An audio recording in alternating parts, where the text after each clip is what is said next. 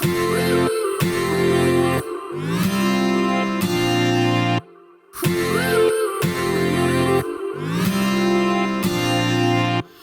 step forward and another back.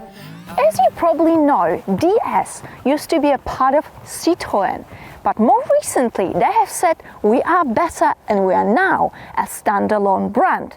But are they better, or have they just slapped a pretty badge on a nicer looking Citroën? Well, without further ado, let's hop in and find out what this French beauty is all about. Closer, closer, I'ma get closer to you. Yeah, got me. Well, it appears nothing slips through my fingers because I'm going to launch this French sofa. Let's put you into sport mode. Is there anything else I can do in order to make myself look and feel good? Absolutely nothing, so off we go. Foot on the brake, foot on the throttle. Let's warm you up a little bit. Go on, your friend Sheila, show me what you've got. That start was a little bit lousy. So the declared 0 to 100 is 5.9 seconds, but I believe it when I see it. And I am seeing 6 seconds. Not bad actually, not bad. The top speed is 235 kilometers.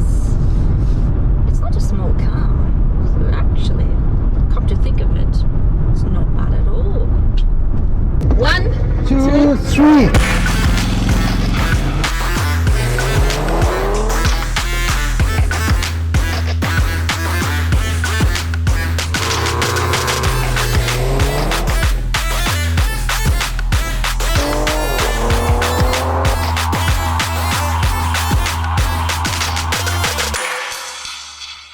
So this is the E-Tins model. Sounds a bit like in tins, but it's not.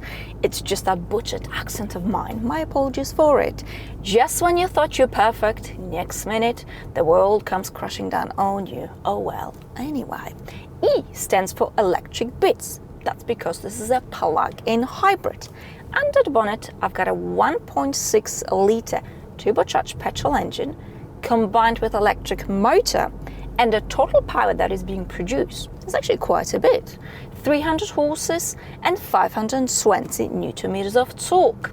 I've got 13 kilowatt hours batteries, and this being a plug-in hybrid, most probably your top priorities are A, what is the electric range you can get, and B, just how quickly you can charge your batteries. Well, you're in for a treat, because I will tell you all about it.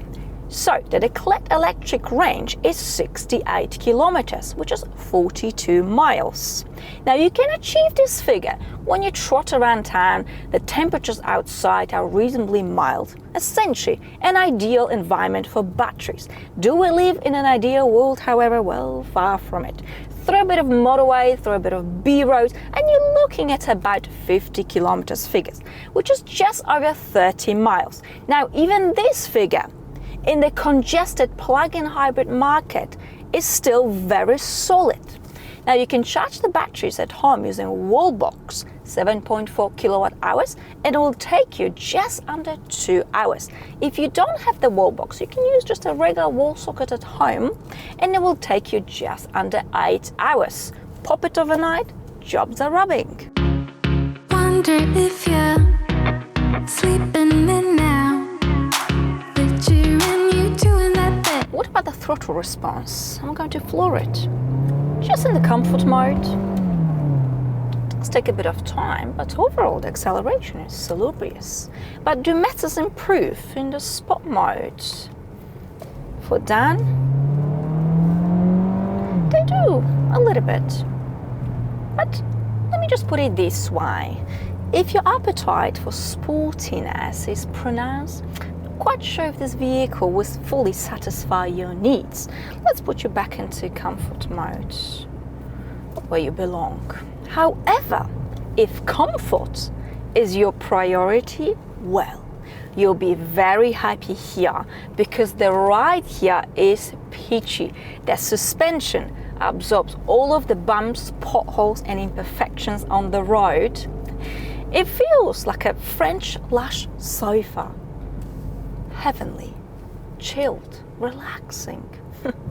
The steering is nice and very light, but it's got a good response so that you don't have to twist and turn until your arm falls off. We also have a very good turning circle, so it's easy to maneuver this car in and out of car parks. Good visibility, big rear window, no blind spot in the front, the cameras to support your parking activities. We've got an 8-speed automatic transmission, and as long as you don't rev it as hard as I have just now, it's quick, it is smooth, and you just don't think about it at all. Now, it's not a small car, yet on a twisty road, the handling is surprisingly very good. It doesn't swing left and right. We've got all-wheel drive system, so we feel solid and we feel planted. True love.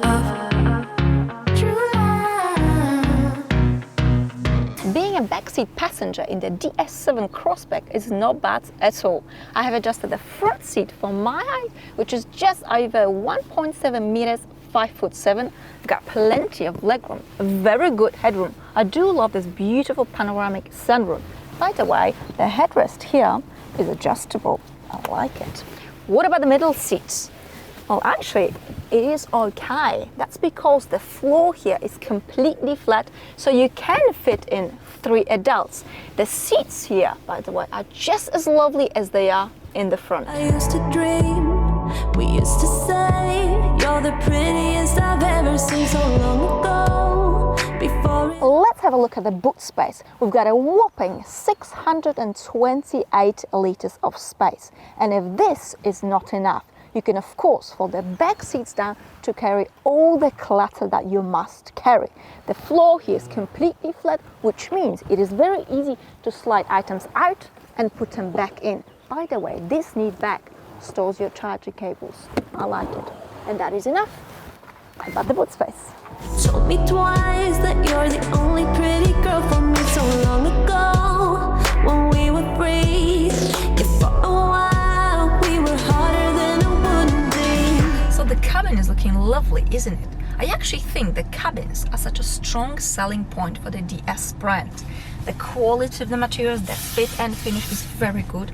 I do like these seats. They're comfy, you've got soft leather, they're heated, they're cooled, and you've got seat massage, which you can easily activate by pressing the button here on the side. So let's do that. That'll put me at ease. We want to have me relax. Cat paw, a little bit of cat paw, excellent. Jumping straight into practicality, large roll of what it is. You can easily fit that in a door bin. That's a big pocket down here. And you've got it carpeted, which means steel bottles, glass bottles won't end up banging on the sides, because without it they will do, and they will irritate you, let me tell you. Pop the button here. All right, let's check the pocket down here. Big size. In fact, you can pop the bottle down here because you've got the shape specifically designed for the bottle. They thought of everything. I dare to say it feels almost Germanic when it comes to practicality, and that is a very, very good thing. More storage space here, more storage space here. Wireless mobile chargers, that's a very practical pockets. 12-volt socket, USB port, excellent. You can close this pocket as well. It looks a little bit neater, and of course hides all the secrets you might have on your mobile phone. Glove box, very big size. Okay, the area down here is lovely actually. So to open the window, you press the button down here. In most cars it's obviously on the doors, but that's just a little bit different, a little bit quirkier, just like the French are. That's gearing up. Okay, steering wheel, I like it. You've got the shortcut buttons here, clean and simple layout. You've got the paddle shifters. Not sure why you need the paddle shifters in a car like this. Well, I suppose when you go into the mountains and you're going down in order to preserve your brakes, well, that does make sense. Okay, you can change the layout of your digital driver's display. Okay, actually I like those things. Perfect, whatever your heart desires. You also have the adaptive cruise control. Well, when you hop into this car you think you don't have adaptive cruise control, and then when you sort of slide down I think, oh yep, it's down here, definitely. So with time you just have to learn to use it. You feel it, you don't see it, but you have to feel it. Never mind, leave it at that. I like this material, it's lovely. The combination, the blend of sort of elegance and sportiness. Lovely, absolutely lovely. It's traditional clocks. When you switch off the engine, the clock flips. Classic. Okay, onto the infotainment system. Beautiful big touch screen. Okay, got the shortcut buttons down here. Important, you've got the knobs for the volume down here. You also have it here. Okay, so the infotainment system. Is it the most intuitive, the quickest infotainment system I have ever seen in my entire life? Probably not. Does it really matter? Not really. You don't buy a car like this for technology, do you? You can plug in your iPhone or your Android and that will resolve it for you. It's a little bit... I think I'm just gonna leave it because it's otherwise the cat paw is just not helping. I'm just slowly but surely losing control of the situation. So it looks good. It's fine. Overall, I think the cabin is absolutely lovely.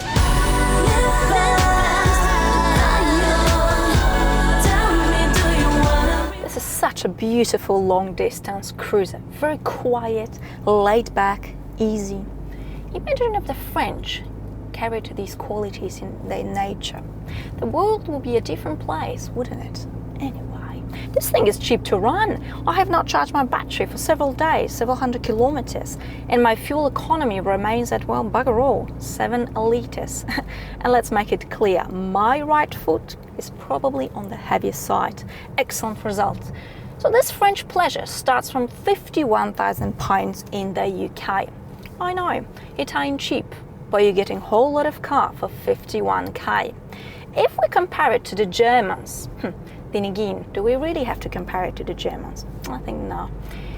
Because this car has got plenty of its own French flavor, which is exactly and precisely what makes this car elegant and stylish. And it is certainly in a very different league in comparison to the Citroën. Personally, I really like it. It is spacious, practical, cheap to run, and it feels very lush and just a little bit different to the vast majority of SUVs, which is something I really appreciate. And this brings me to the end of this video. Thank you so much for watching, and I shall see you all very, very soon. Bye!